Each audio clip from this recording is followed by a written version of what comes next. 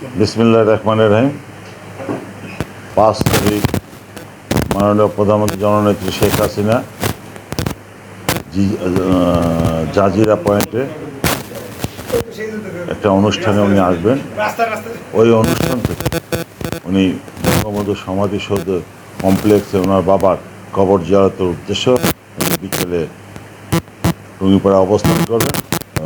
পরের দিন 6 তারিখ উনি আবার ঢাকার উদ্দেশ্যে রওনা হয়ে যাবেন।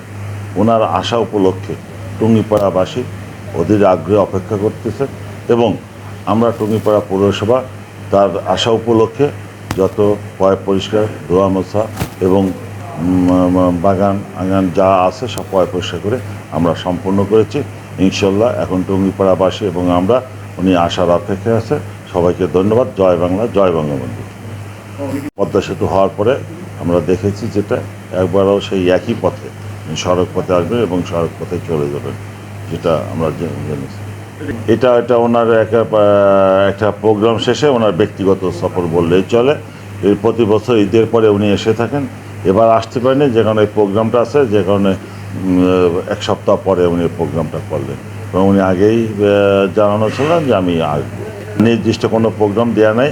আমাদের এখানে আসার পর আমাদের জিটি স্কুলের একটা বঙ্গবন্ধুকে আমরা চিনি এর একটা প্রোগ্রাম আছে।